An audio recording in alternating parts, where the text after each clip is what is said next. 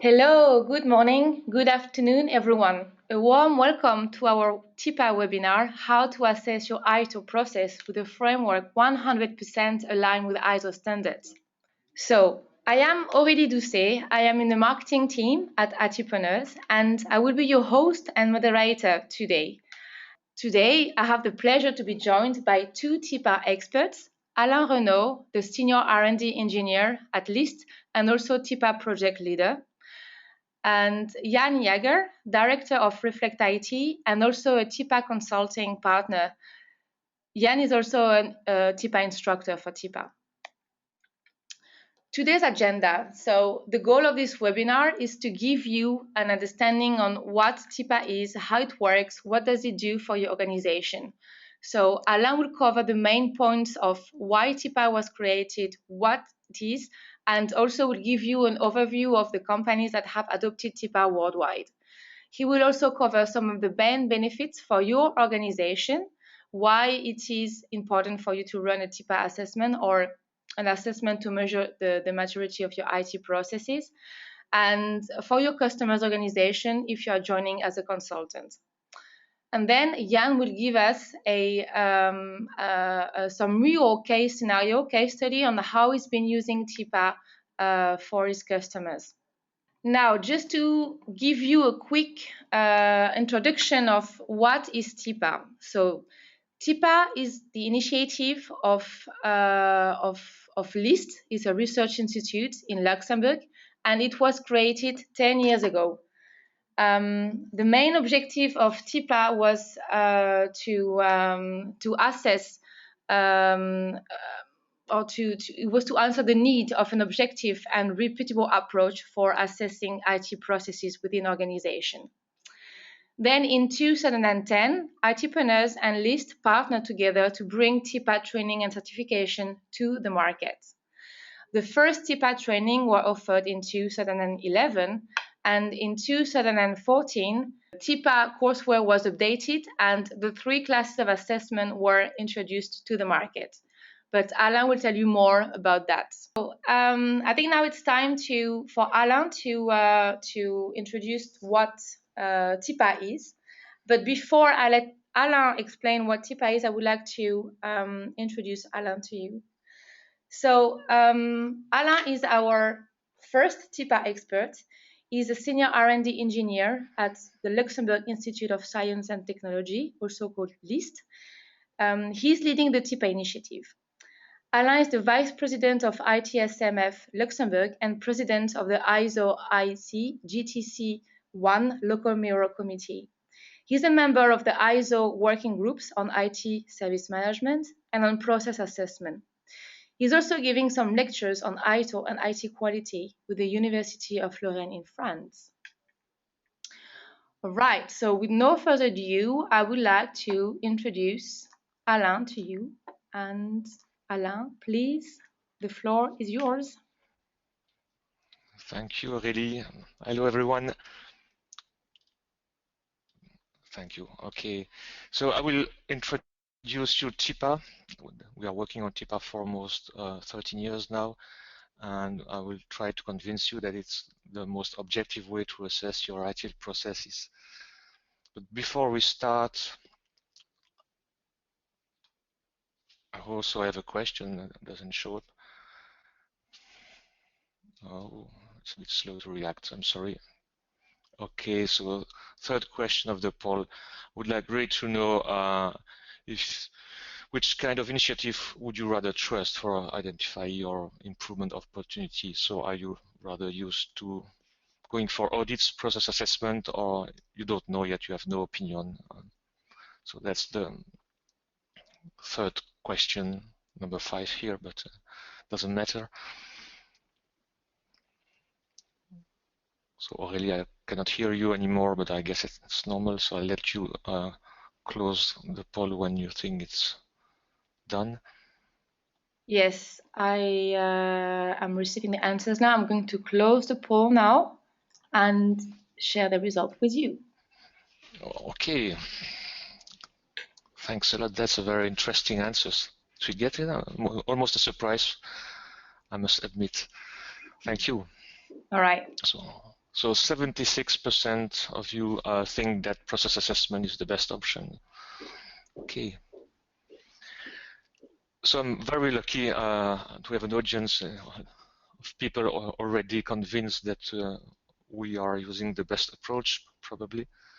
Indeed, we are working every day with organizations who that need to understand where they stand in terms of quality or maturity of their processes, and they are all asking the same questions. That's how shall we do that? Shall we do it ourselves, and how? Shall we entrust a third party, and who should it be? What method can deliver acceptable and trustful option for such an operation? So, and as a research institute, we strongly believe that there is one only acceptable option to answer this question, and it's through using a transparent and independent method. And that's what I'm going to explain now.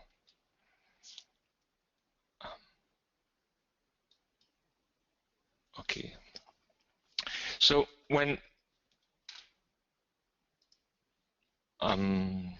most of the time strategic decisions on processes or even on other matters in organizations are made based on people's opinion without any method.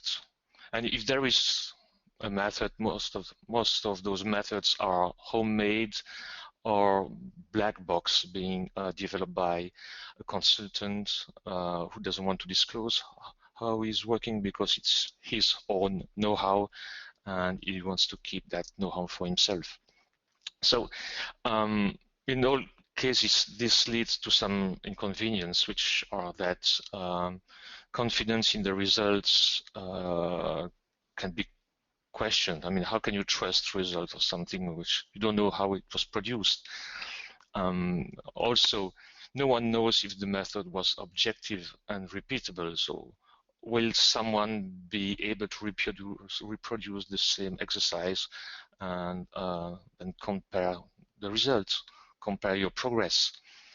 So it really keeps you as an organization dependent on the one who has the know-how, the knowledge, and so the only one being able to reproduce the same exercise maybe next year or in 2 years' time. On the other hand, every day in our everyday life, and for more than 200 years almost, we are used to using scales, commonly accepted scales, open methods that are documented. Everyone knows how it works, or everyone can understand because we are all using the same standard scales, for example, for measuring objects, for measuring temperature, for anything. So even if we have different scales for doing the same activity, like here for temperature in my example on the screen, as the method or the scales are documented, we can compare the results. We know that that amount of temperature in one scale corresponds to the other on the other scale. So that's something that we are used to every day. And probably you would be surprised if I would say that today the temperature is 2 pencil high. I mean, it doesn't mean anything. We are all using standard scale that everyone can understand. Another example is the sheet of paper. We all know the DIN A4 or the letter sheet of paper, and it corresponds precisely to a certain size that every single computer or printer in the world are able to recognize and understand. So using standard documented processes, scales, or method are really supporting business activities and our everyday life. That supports also objectivity and repeatability of measures or assessment. You can then compare what you're measuring, and it's also something that strengthens your independence towards a potential consultant. as you can just change of expert, and the other expert will use the same method, and you'll be able to understand the results as well.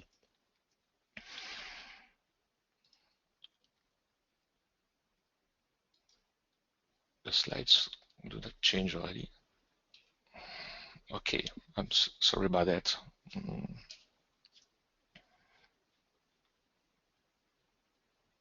Okay. Is the right one this one? So, yeah, that's the right one. Thank you. I'm sorry. So in terms of documenting method and tools, everyone knows ISO, but most of the time for certification standards. But the fact is ISO has published more than 20,000 international standards and related documents covering almost every single aspect of our daily lives and business activities. And so one of those many standards is a standard on process assessment. So it's the ISO 15504. So that's the standard I'm going to talk about today and on which TIPA is based. So it's really the international standard for process assessment. We, as a research institute, are using most of the time ISO standards as they just represent an international consensus on how things should operate, on the way to just understand or interpret things. It contains vocabulary, it contains everything to help people work together. And so this particular standard was developed in the same subcommittee, subcommittee 7 on software and system engineering, that has developed the ISO 20000 that maybe you know, which sets requirements for certification in IT service management. But this one here is on process assessment.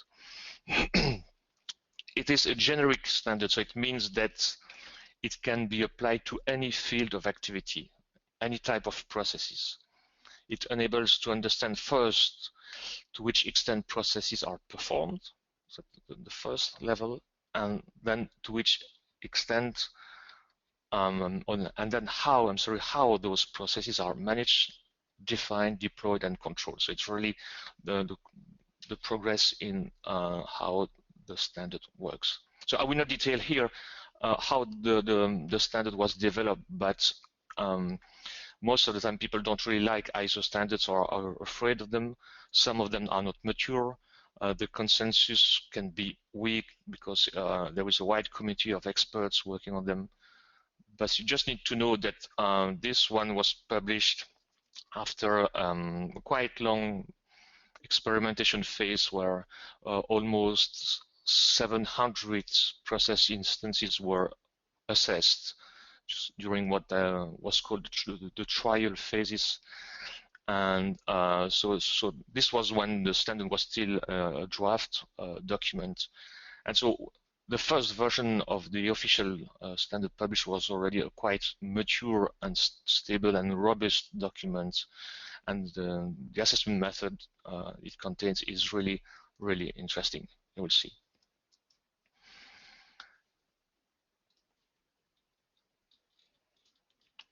So what is TIPA? I've been mentioning the ISO standard on process assessment. So TIPA is combining the combination of two things. First, what we can consider as the state-of-the-art of process assessment. So this ISO standard gathering the best practices on process assessment. To ITIL, which most of people consider as the best practices in IT service management. So it's based on these proven assessment method in the ISO standard. It really enables to assess the maturity of each individual process, and it's adaptable to any kind of process in any kind of organizations. So here we are talking about TIPA for ITIL. So you can understand that we could reproduce the same scheme on other domains of activities than ITIL. So it's based on a clear and standard description of the processes. So if you want to assess the same way processes or anything else, So the object that you want to measure should be described the same way. And of course, it supports objectivity and enables comparison between assessment results. Okay, so what the standard says, the standards says, okay, guys, what is process assessment? How shall we perform process assessment? So there is a number of activities that need to be done, and the standard says sets requirements on how to perform those activities if you want to claim that you are really doing a standardized process assessment and to get confidence on the results. The standard also sets a number of requirements on the inputs that need to be collected, defines the roles and responsibilities that need to be there to perform such an assessment, and sets requirements on the kind of outputs that need to be provided. And one of those outputs are the process profile, and are requirements on how to present the results in such a way that if another assessor is doing an assessment, well, those results again will be comparable. And last but not least, the standard says if you want to perform an assessment, that assessment needs to be done using a process assessment model, which is a document describing the processes that you want to assess. So that's the reference description of the processes.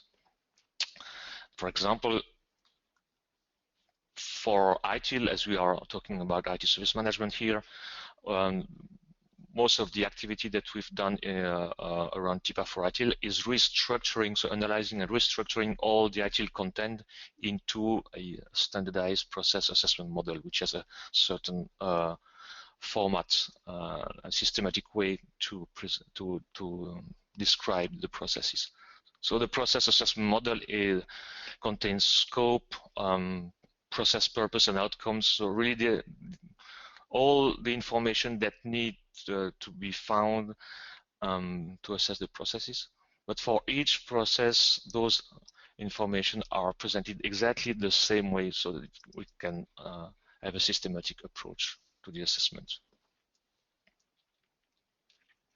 So if one just to sum up at this stage, what is TIPA?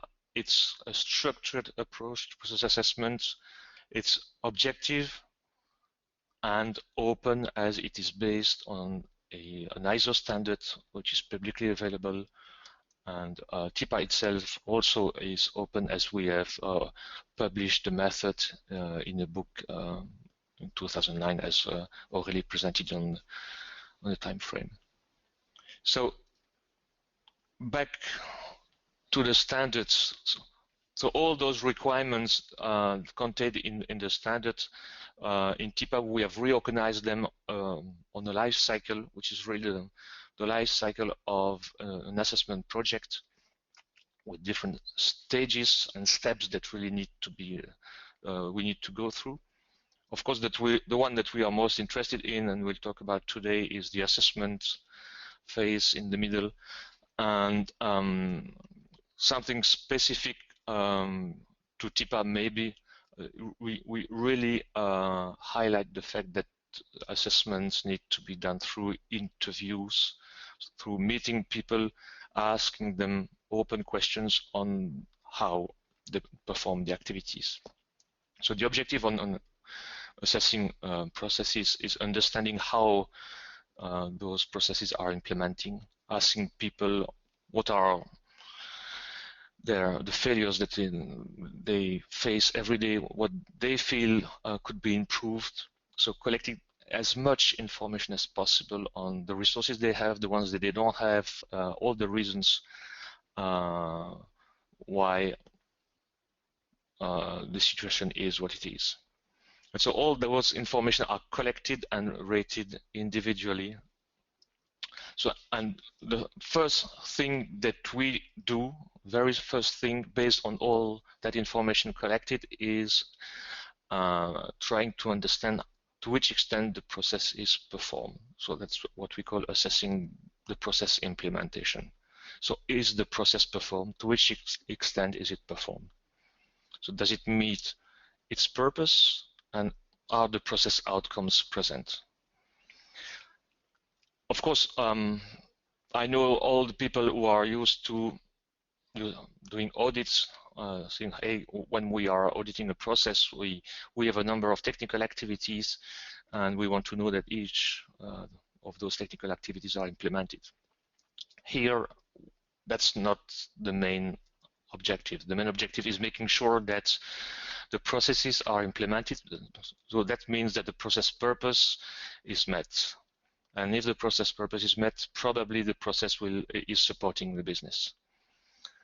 And it's something that really supports ITIL in itself. As ITIL experts or consultants, you must probably be aware that in each of the IT publication, it's clearly stated that organizations are encouraged to adopt ITIL best practices and then to adapt them to work in their specific environments. So it means that the objective is not to implement each technical activity.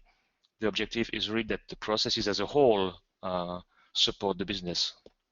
For example, the objective is that incidents are resolved as soon as possible. It's not really that each single technical step that are recommended in ITIL are implemented, right? So once we know to which extent and if the process is indeed performed, so if its expected results are there, we check to which extent or how it is performed. Is it managed, controlled? Is it formally defined, deployed? Is it working well? What should be improved? So it's really, then there we are really progressing on the maturity scale. But what really matters is that the process itself as a whole is performed and is supporting the business.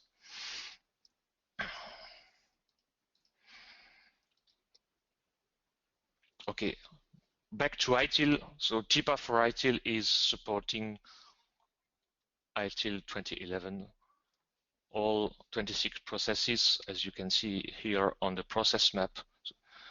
And if we take one particular process as an example, here we have incident management. This is the level of information that we use for assessing, for checking that the process is indeed performed. So the process purpose is what matters. And then we have a number of expected results that are necessary and sufficient to reach that purpose.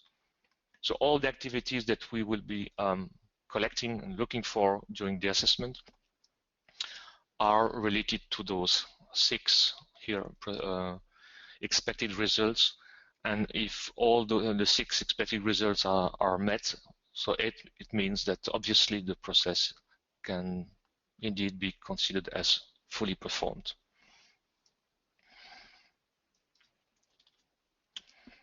To support that, we are collecting indicators, so evidence that the process is implemented and evidence of the way it is implemented. Kind of evidence, of course, are all the activities, technical or not technical activities that are implemented by the process actors, and you can probably recognize those. You can also have work products, inputs, outputs, all the documents that are, all the information that are gathered, produced, exchanged as part of the process. You can also have the different types of resources that are necessary, used or made available for the process. So all those things are indicators or evidence that the process is performed and of the way it is performed. So based on that, based on all the information that we have collected, the objective is to position the process on a maturity scale. We do that because it's a common way or an interesting way to communicate on the processes, to explain where the process stands in terms of maturity or quality. but it also requires to communicate properly, making sure that everyone understands what it means, what each level means, because there are so many scales available on the market, and they look the same, but they are not precisely the same. So the ISO standard here defines 5 maturity levels for processes, and you can see that each of these levels is defined by what could be considered at a sub-level. In fact, these are just what we call process attributes, and all the information that we will collect during an assessment project are related, connected to those 9 attributes. Meaning that if I'm asking a question related to the fact that maybe some activities are organized to train people to processes, that means that probably I'm asking a question related to level 3, where the process is supposed to be deployed, right? And so based on the level of information that I'm collecting based on that question, on those questions, I will be able to rate that particular attribute as part of level 3. So we are using an ordinal scale to do that, and so every single information item collected is rated this way. Then there is a consolidation process based on really clearly defined consolidation rules that are also documented in the method. And based on that, at the end of the day, we are able to position the processes that we have assessed on the maturity scale. So you see here we have assessed 3 processes. Not all of them, because we are doing process assessment, and processes are assessed individually based on maybe a business objective or a risk identified. We have considered that we needed to assess just those 3 ones. And you see that if I have positioned here incident management at level 2, it means that definitely the processes was at least fully performed. And that it was fully performed certainly, and at least largely managed. And it's something that you can better see here. It's a different view from the same picture, whether you have the detail for each attribute for the 3 processes. So again, the real value here is in the understanding that people should have of those 9 attributes. It really qualifies the process. If you are able to read that profile, so you understand that, okay, my incident management process is fully performed. Its performance is largely managed, so I have some improvement room there, and I'm certainly weak in process definition, and nothing is done as part of deployment or training on the process. So it's really readable and understandable, right? So here we have an example with, my window has just changed. Aurélie, are you playing with something? Okay, thank you.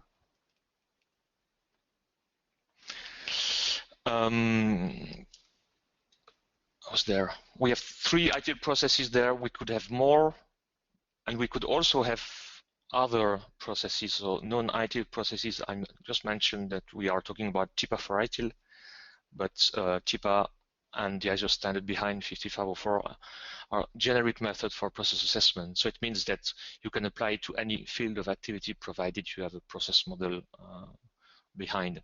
So you can, and we are very often combining processes or making assessment with processes from ITIL together with information security processes from 2701, for example, or other frameworks. And you could pretty well use TIPA for assessing COBIT now, as COBIT has also a process assessment model embedded now.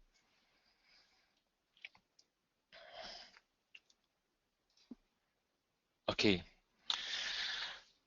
One size does not fit all, so it means that one of the weaknesses of most methods, including TIPA in the past, is that it may be considered as quite heavy in some cases, or even in many cases for small organizations, or when the level of rigor request is not that high.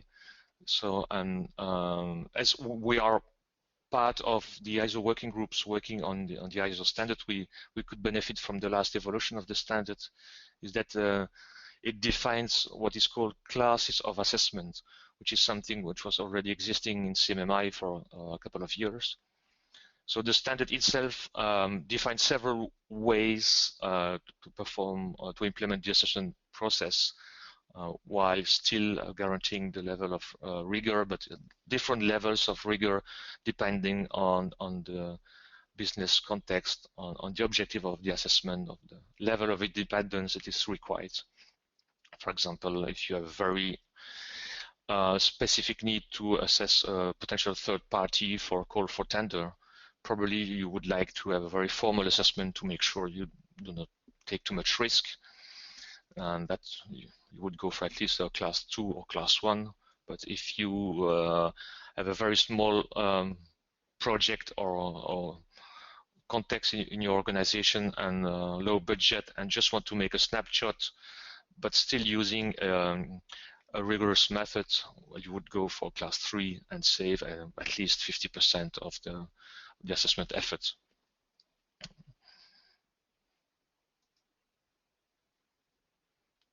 Okay, so to summarize, as an overview, so TIPA provides a general and generic framework for process assessment. So the process profile really support comparability of results. We have the maturity scale and the classes of assessments. It's really fully aligned with the ISO standards. We have a detailed and documented assessment method. So we have really taken all the requirements from the standard, and we put them on the life cycle and documented each single activity to support the assessor role, because reading the ISO standard itself is not always, it's sometimes a challenge for many people, I would say. We have a clear description of the processes to be assessed. We cover all 26 ITIL 2011 processes, and we keep full traceability to those processes in the process model. The rating scheme and consolidation rules are documented, so all assessors are really doing the process the same way. The rules are really precise and well documented, and the whole thing is supported by a toolbox providing tools, templates, documents for every single step of the assessment project itself. And all that is thanks to ITpreneurs, framed by a certification scheme. I think I covered it all. So TIPA for ITIL, again, for me, it's really the combination of the state-of-the-art of both process assessment, thanks to the ISO standard, and ITIL. It provides a process model covering all the ITIL processes, the assessment method, which is fully documented to make it usable for assessors, with additional guidance on how to perform an assessment, guidance on how to measure performance and maturity, compliance and ongoing improvement to keep it aligned with the ISO standards, even with the last evolutions of the standards. Compliance and traceability with ITIL 2011, an exhaustive toolbox, and it supports definitely the integration of processes from multiple domains that you can combine during the same assessment, which is very interesting and a huge added value, I think. At least it's the feedback that we have. And as well as the classes of assessment that allow you to perform a light assessment if the context doesn't require a high level of rigor and independence. Adoption worldwide today. So as Aurélie mentioned at the beginning, we had the first training session in June 2011, and we are now 248 TIPA certified assessors in 25 countries, as you can see on the map. Of course, some regions where the density is higher than others, but still. A couple of success stories there. And that's it. And introduce you to Jan Jaeger, our second TIPA expert. So Jan Jaeger is a senior consultant for Reflect IT, and he is responsible for delivering initiatives in governance and IT service management in diverse industries. Jan is a partner at Reflect IT, but also a valued collaborator to many organizations. Jan has completed infrastructure as well as major ITSM change management projects. Jan has a solid experience in projects and daily operations, both as a project manager, process architect, and process owner. Jan is an ITIL expert and also accredited trainer for ITIL, COBIT, and TIPA. All right, Jan, so I would like now to give you hand it out to you. Yeah, thank you very much. I will try to speed up a bit. I can see that time is running, but after we have been listening to Alain, I will try and give you my view on how this could enhance the possibilities of actually achieving the desired outcome of improvement projects. This is the way that I will attend it. I will try and explain something about what I call the second wave of ITIL implementation, because a company business strategy must be supported by the organization's processes. Everybody knows that. Therefore, it's given that it's relevant to check whether it's the case. At the same time, it is a fact that the spread of IT processes has accelerated since 2000, and many companies have spent a considerable amount of resources to follow and implement the idea of being process-focused. Consequently, there's a little chance the company has not remotely been working with implementing, in quotation, processes inspired by best practice. This has, in my experience, led to that the first objective, the actual activating of ITIL processes, may be fulfilled, but probably without evidence for the level of implementation, nor a clear picture of what should be improved. The opinion is that improvements need to be initiated, but where and how often is the question. As I mentioned there, I think it's we need to make sure that the baseline for improvement projects is something that we talk about. ITIL first wave was what I would say easy, because it was driven by an excitement factor and a lot of marketing. You can more or less say that there was a war in town. The second wave is, and that is where I think we are at the moment, is a bit more difficult, because this has to be driven by an internal ability to identify where are we now and thereby the next step. This is the way that ITIL also talks about it in the CSI approach.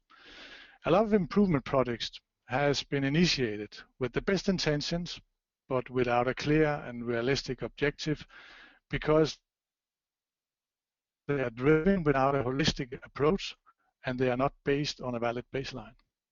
In my experience, projects has been too ambitious. They lack a clear picture of the maturity level, and at the same time, they are often initiated with too large a scope. The ideal world tells us that you will have to more or less do a company-tailored roadmap. This will be something that you learn in every project model you can come across. But and in order to ensure resources are spent in a responsible way, it is strongly recommended that improvement projects follow a company-tailored roadmap, for sure. A roadmap that enables and encourage improvement and maturity in depth as well in width at good points. But in my view, it's also very, very difficult. And this is because when you're talking about a baseline and you talk about a balanced approach, a company-tailored roadmap requires an understanding of what the implemented processes can deliver, how well they work, and which strengths and weaknesses they have. And access to that kind of information is often not available in day-to-day operations directing. So what will we do? We will more or less look at the CSI, and we do not get that many good informations as I see it at the moment from the ITIL books. The basis for a successful improvement project is that we need to be on the same page. Our experience indicates that improvement projects tend to be initiated on the basis on perceptions rather than evidence. Even if they are initiated as a result of an available self-assessment tool or large company, what Alain called black box solutions, it still will still be a challenge within a company, because you need to make sure that people understands what has been used and how actually to deal with it. Such a situation makes it difficult to communicate and to plan for improvement initiatives, resulting in improvement projects not delivering expected outcome. As a project manager, I have been there several times that the management gave me an objective, but I was not able to actually deliver it without struggle, because it was not the way that the operational people saw the actual situation. And this brings me into what I would say perception versus evidence-based. It is paramount that an assessment model support and enable an objective decision-making process. That is what it's all about. Improvements are far too important to be scoped by perceptions or black box assessments, especially assessments that I have been looking into using red, amber, and green indications for maturity level, because they tend to create unnecessary confusing within the company. I would say that it is human not to find amber as a desired level. I call that cognitive disturbance, just as it calls for more detailed explanation anyway in order to implement corrective actions. The sequential approach, I think, is very important, and that is also something that will support,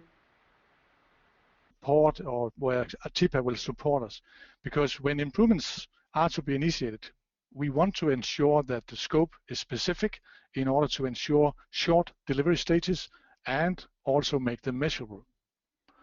And this is possible if you are able to identify the specific improvement areas and thereby plan for sequential and mission-tailored approach supported by measurable targets.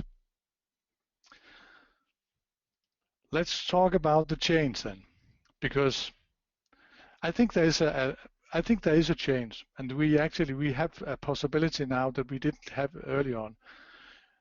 Think big, act small. That is one of the buzzwords we use as a company, but it's also very clever in all sentences. Anyway, it should be obvious here that the foundation for a change is a knowledge of an unfavorable situation. Something is not the way that it's desired to be. It is my opinion that the majority of improvement projects actually include organizational change management as well, and as such, it needs a holistic view as well as detailed in order to optimize resources spent on a change. If you take a flight from Copenhagen to New York, it requires one set of guidance for the direction towards the desired destination. Whereas the fact that technology only are able to identify the runaway within a 50 meters accuracy is not as important in the beginning as it is later if a correction is not initiated. Therefore, the overarching and desired situation should be communicated very clearly, and that is something that I think management is lacking at the moment. Management needs to communicate what effect they want to achieve, and avoid that messages from the top ends up as bullets on a PowerPoint on a department meeting. Often we see that the people on the ground, they do not know what the management actually wants. Also, we have a challenge that we need to identify an end-to-end scope. The holistic view also indicates that the necessity of looking at a process end-to-end, and by that it includes the parts that are not completed in-house, but by strategic suppliers, for instance. Therefore, we need a model that makes it possible to compare maturity across organizations and suppliers. This is to avoid the endless discussions on the relevance and the quality of the measurements and ensure standardized results. And by that, I will come to what I call the easy implementation. Because what you need to do, in my opinion, is you need to make sure that there are defined, prioritized business objectives. Make sure that the improvement initiatives are related to the business objectives, which have the attention of the business. Otherwise, there will be no buy-in. And of course, ensure the prioritization of initiatives. Focus, in my opinion, is paramount. You need to start with a light assessment to create familiarity and in-house competence. And this is maybe where you can earn your money in the most easy way, because you need to create the conditions for the long-term initiatives by getting competencies established by internal training. And you also need to make sure that you start with a light assessment that can form the basis for learning how to use the model, and at the same time give relevant indication of the existing maturity level, along with the first potential improvement activities. I would strongly suggest that you use the possible combination of the above mentioned bullets, because that will be the best way to actually add value to the management. What you also need to do is implement a governance structure. Please do not take that easy. Create a governance structure that enables the handling of improvements within one process without hampering other processes. And that is due to the fact that tool support is not that easy, and it is very difficult to make sure that once you do one change in a process support, it won't hamper the other one. So experience shows that there's a lot of momentum lost in unfruitful struggles for the power or the nervousness of losing power. So I strongly suggest that you will create the governance structure in the beginning of any improvement project, because otherwise you will simply not get there. You also need to continue on the base of a customer focused approach. The iterative CSI approach should be maintained and continued to be based on a living prioritization of business objectives. This requires a consistent dialogue with the business about the priorities to assure an accurate roadmap. Be sure to keep your focus on the customer, but also at all times keep your mind open for supporting initiatives that enables the maturity of processes that are related to where your focus is. There is no purpose of actually getting one process at a certain level if the rest is lying around on the floor. So have a broad approach when you are doing the assessment and you do your roadmap. That is more or less the best suggestion or the best ideas I can give you at this point. And I think we almost did it within time, so I will leave it over to you again, Aurel. Well, I will quickly mention that. So we have a website called tipaonline.com where you can find a lot of relevant information, explanation of what TIPA is, some case studies, the TIPA handbook as well.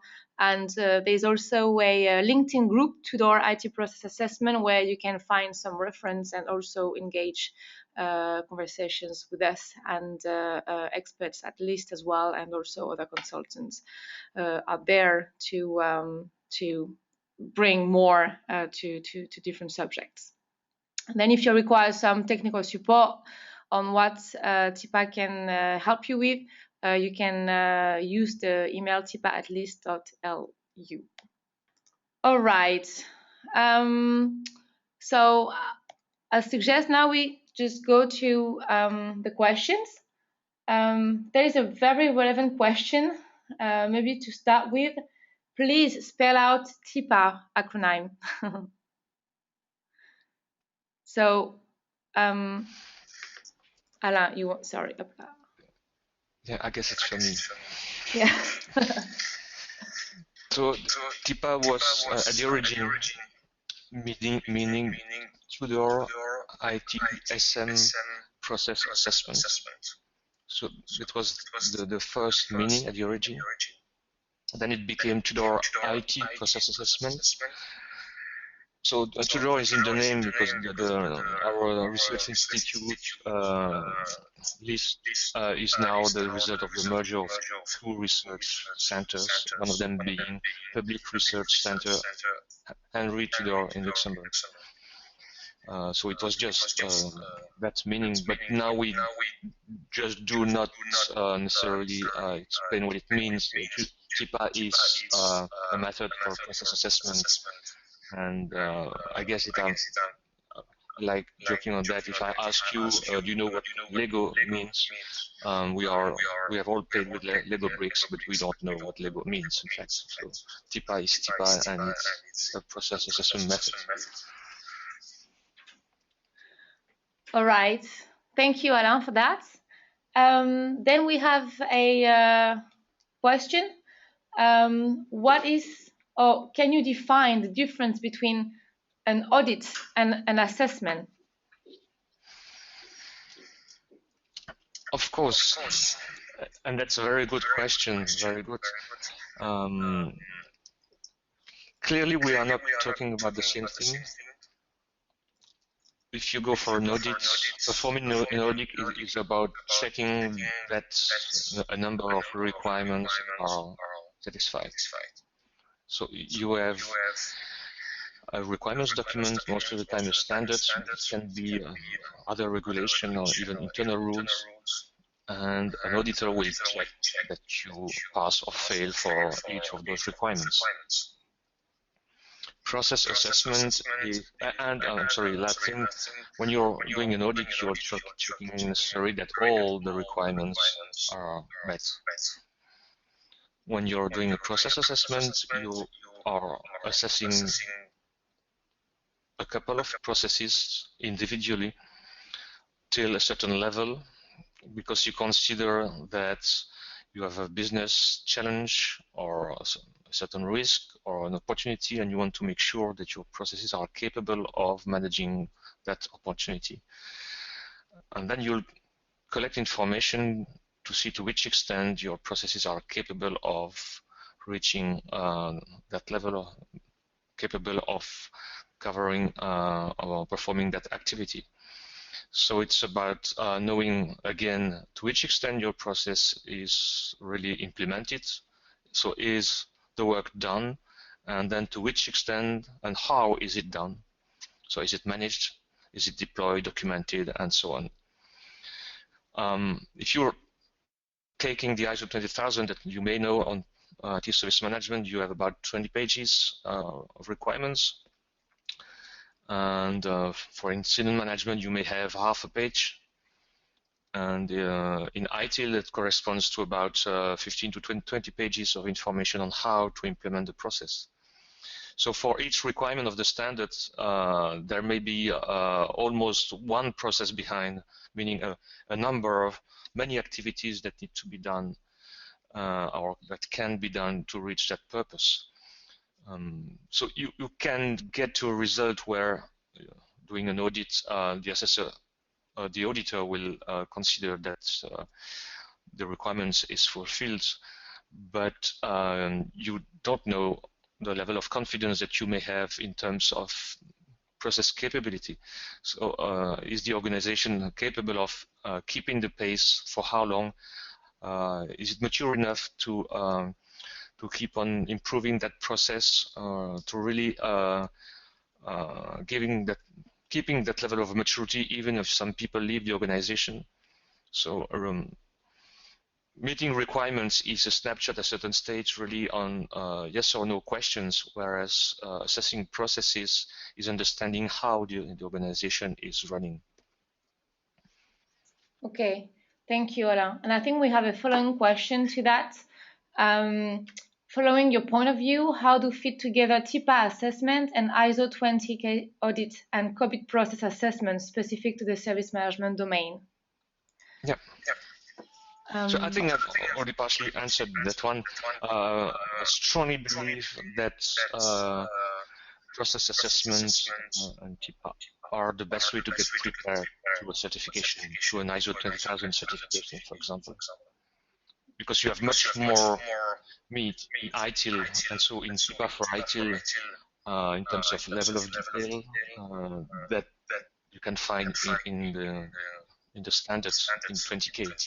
So if you just want to implement IT service management activities based on the requirements of 20K, I mean, if you succeed, just call me and explain me how.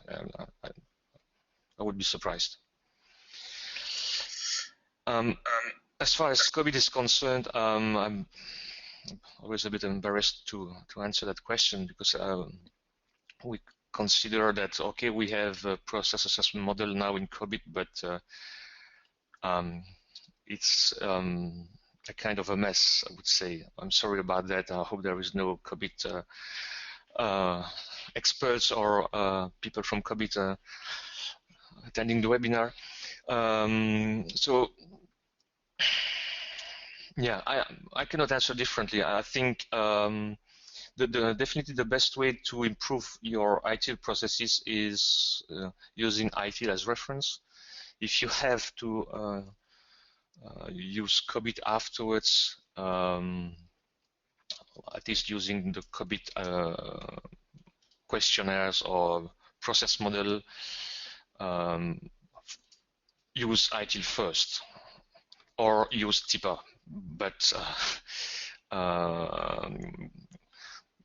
the COVID assessment method is not robust. The process model is not well formed. It doesn't support really what we call accessibility. So that there may be processes that are just drafted in a way that it's not very easy to really understand if there is one or several purpose to the process, which is the main one, what are the expected results that are necessary and sufficient to contribute to that process purpose. So these are all characteristics of the processes that you should find in a process model and that are not really there in the COVID one. So be careful. Okay. Thank you, Alain. I think maybe we have the time for one more question. Maybe a question for Jan. How do we define information about how to conduct a class 3 assessment?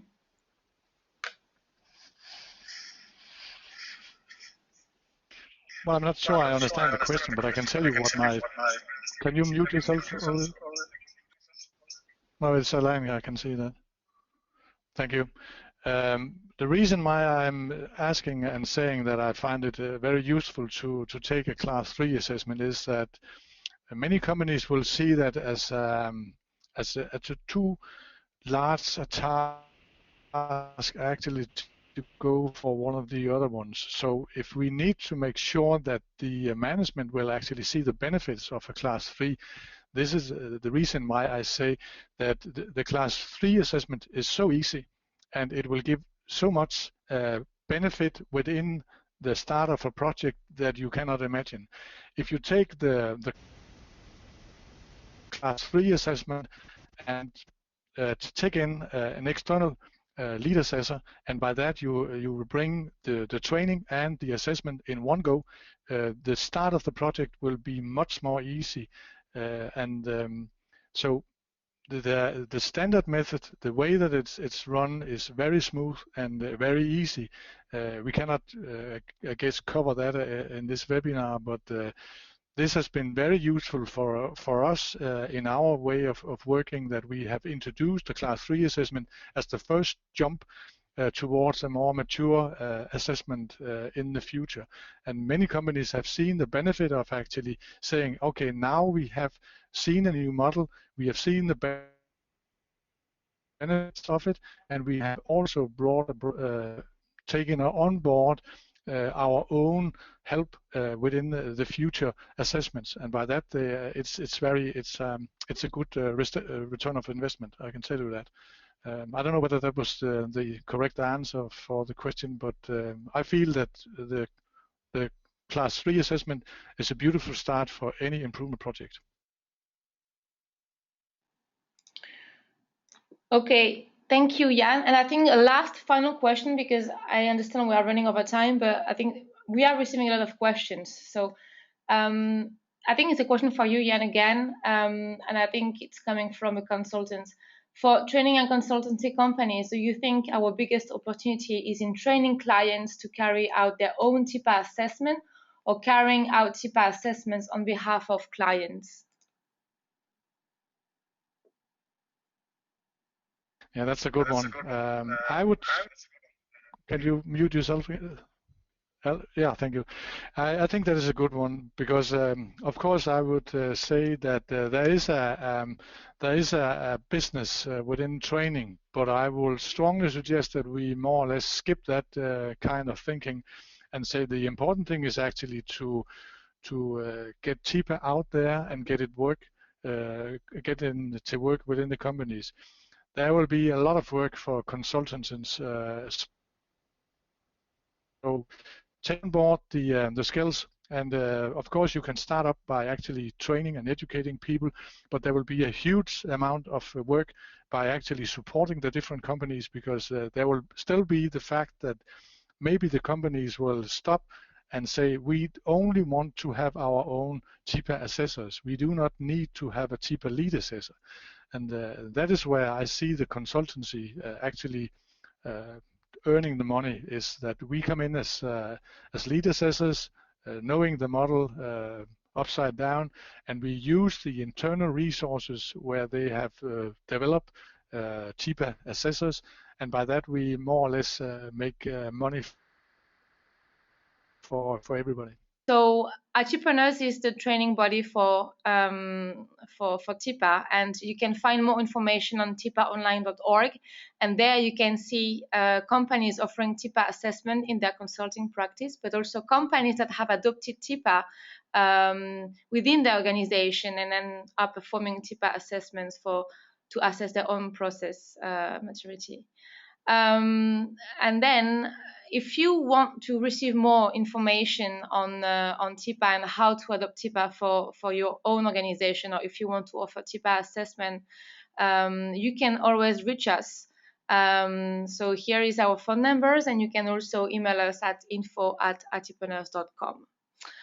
So once again, Jan and Alan, thank you very much for this great session. I think it was very interesting.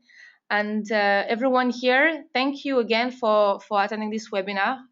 Please, send us your questions if you have more, and then we'll make sure that they are addressed to the right people, so you can get answers to your questions. Thank you very much, and I'll speak to you soon. Thank you and bye.